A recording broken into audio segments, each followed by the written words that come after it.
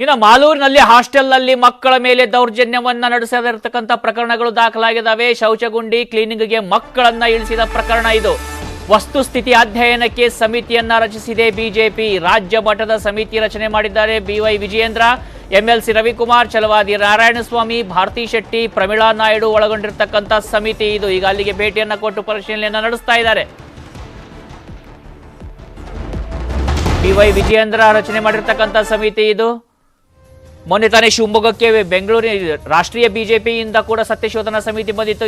ಈಗ ಶಾಲೆಯಲ್ಲಿ ಮಕ್ಕಳ ಮೇಲೆ ದೌರ್ಜನ್ಯ ಆಗಿರ್ತಕ್ಕಂಥ ಪ್ರಕರಣ ಇದು. ಈ ಪ್ರಕರಣಕ್ಕೆ ಸಂಬಂಧಪಟ್ಟ ಹಾಗೆ ಈಗ ಬಿಜೆಪಿ ಮತ್ತೊಂದು ಸಮಿತಿ ಬಂದಿರತಕ್ಕಂಥದ್ದು, ವಿಚಾರಣೆ ನಡೆಸ್ತಾ ಇದ್ದಾರೆ.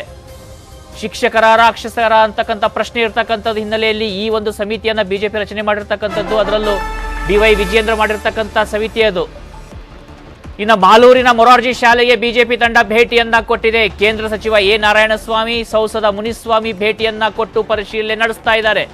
ವಸತಿ ಶಾಲೆ ವಿದ್ಯಾರ್ಥಿಗಳಿಂದ ಮಾಹಿತಿಯನ್ನ ಪಡಿತಾ ಇದ್ದಾರೆ ನಾಯಕರು. ಅಧಿಕಾರಿಗಳಿಗೆ ಕ್ಲಾಸ್ ಅನ್ನ ಕೂಡ ತೆಗೆದುಕೊಂಡಿದ್ದಾರೆ ಸಚಿವ ಹಾಗೂ ಸಂಸದರು. ಮಲಗುಂಡಿ ಸ್ವಚ್ಛತೆ ಬಗ್ಗೆ ವಿವರವನ್ನ ಪಡೆದಿದ್ದಾರೆ ಬಿಜೆಪಿ ನಾಯಕರು. ವಿದ್ಯಾರ್ಥಿನಿಯರ ವಿಡಿಯೋ ರೆಕಾರ್ಡಿಂಗ್ ಬಗ್ಗೆಯೂ ಮಾಹಿತಿಯನ್ನ ಸಂಗ್ರಹ ಮಾಡ್ತಾ ಇದ್ದಾರೆ. ಸಮಾಜ ಕಲ್ಯಾಣ ಇಲಾಖೆ ಅಧಿಕಾರಿಗಳು ಹಾಗೂ CEO ಅವರಿಂದ ಮಾಹಿತಿಯನ್ನ ಸಂಗ್ರಹ ಮಾಡ್ತಾ ಇದ್ದಾರೆ ಕೇಂದ್ರ ಸಚಿವ ಹಾಗೂ ಸಂಸದರು. ಅಧಿಕಾರಿಗಳಿಗೆ ಕ್ಲಾಸ್ ಅನ್ನ ತೆಗೆದುಕೊಂಡಿದ್ದಾರೆ ಬಿಜೆಪಿ ನಾಯಕರು.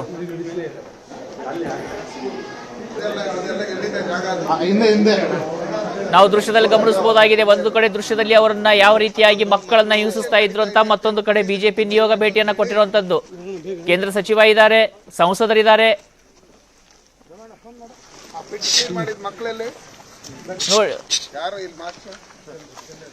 ಇದು ಘಟನೆ ನಡೆದು 15 ದಿನ ಆಗಿದೆ.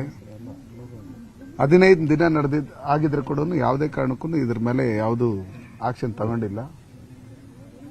ನಂತರ ನಮ್ಮ ಸಚಿವರು ನಾವು ಎಲ್ಲ ಮಾತಾಡ್ಕೊಂಡು ಬೆಳಗ್ಗೆ ಹೋಗೋಣ ಅಂತೇಳಿ ಎಲ್ಲ ಒಟ್ಟಿಗೆ ಇಲ್ಲಿ ಕೇಂದ್ರ ಸಚಿವರಾದಂಥ ನಾರಾಯಣಸ್ವಾಮಣ್ಣವರು ನಾವು ಎಲ್ಲ ಬಂದಿದ್ದೀವಿ. ನಮ್ಮೆಲ್ಲರೂ ಇದನ್ನು ಮುಚ್ಚಿಡಬೇಕಂತ ಪ್ರಯತ್ನ ಪಟ್ಟಂತಹ ಸ್ಥಳೀಯ ಶಾಸಕರಾಗಲಿ, ಜಿಲ್ಲೆಯ ಸಮಾಜ ಕಲ್ಯಾಣ ಇಲಾಖೆ ಅಧಿಕಾರಿಗಳಾಗಲಿ, ಇದಕ್ಕೆ ಸಂಬಂಧಪಟ್ಟಂತವ್ರು ಯಾರೇ ಆದ್ರೂ ಅವ್ರಿಗೂ ಇದರಲ್ಲಿ ಶಿಕ್ಷೆ ಆಗಬೇಕು, ಕೇಸ್ ಆಗಬೇಕು ಅವ್ರ ಮೇಲೆ.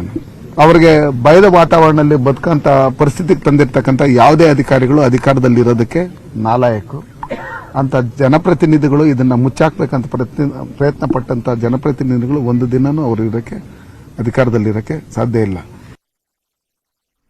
ಇನ್ನು ಹಾಸ್ಟೆಲ್ ಘಟನೆಯನ್ನ ರಾಜ್ಯ ಸರ್ಕಾರ ಗಂಭೀರವಾಗಿ ಪರಿಗಣಿಸಬೇಕು. ಹೆಣ್ಣು ಮಕ್ಕಳ ವಿಡಿಯೋ ಚಿತ್ರೀಕರಣ ಅತ್ಯಂತ ಹೇಯ ಕೃತ್ಯ. ಮಕ್ಕಳು ಮಲಗುಂಡಿಗೆ ಇಳಿದಿದ್ದು ಸಾಬೀತಾಗಿದೆ. ಕೂಡಲೇ ಸರ್ಕಾರ ಈ ಬಗ್ಗೆ ತನಿಖೆ ನಡೆಸಬೇಕು ಅಂತ ಕೇಂದ್ರ ಸಚಿವ ಛಲವಾದಿ ನಾರಾಯಣಸ್ವಾಮಿ ಆಗ್ರಹವನ್ನ ಮಾಡಿದ್ದಾರೆ.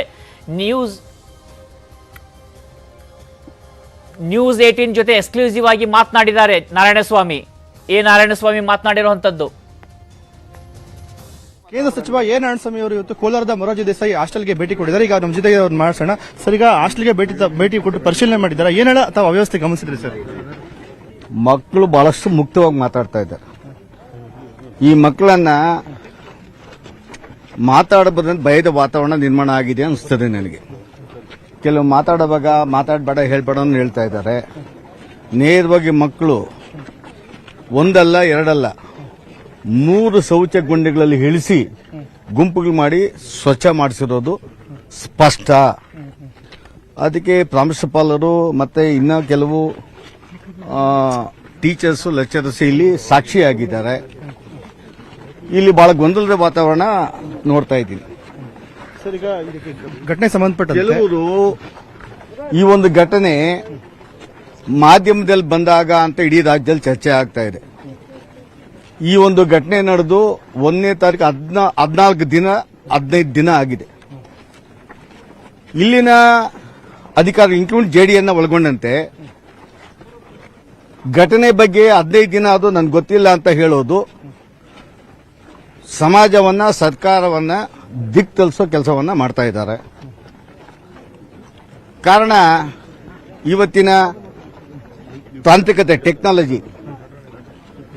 ಒಬ್ಬ ಮೊಬೈಲ್ನಲ್ಲಿ ವಿಡಿಯೋ ಮಾಡಿದ್ರೆ ಎಷ್ಟೊತ್ತಲ್ಲಿ ಮಾಡಿದ್ದ, ಯಾವ ಕ್ಷಣ ಮಾಡಿದ್ದ, ಏನು ಮಾಡ್ದ ಅಂತ, ಎಲ್ಲಿಗೆ ಯಾರಿಗೆ ಟ್ರಾನ್ಸ್ಫರ್ ಮಾಡ್ದ, ಯಾರಿಗೆ ಕಳಿಸ್ಕೊಟ್ಟ ಅನ್ನೋದನ್ನ ಸ್ಪಷ್ಟವಾಗಿ ಗೊತ್ತಾಗ್ತದೆ.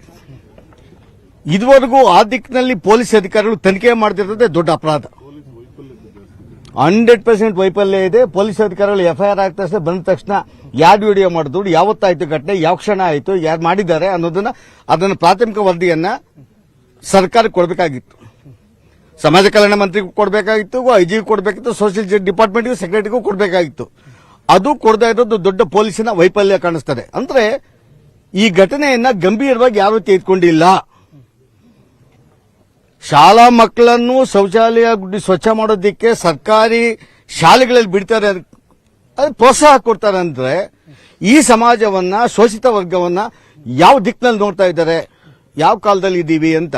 ದೃಷ್ಟಿಯನ್ನು ಕೇಂದ್ರ ಸಚಿವ ಎ ನಾರಾಯಣಸ್ವಾಮಿ ಅವರ ಮಾತು. ಕ್ಯಾಮರಾ ಪರ್ಸನ್ ನೂರ್ ಜೊತೆ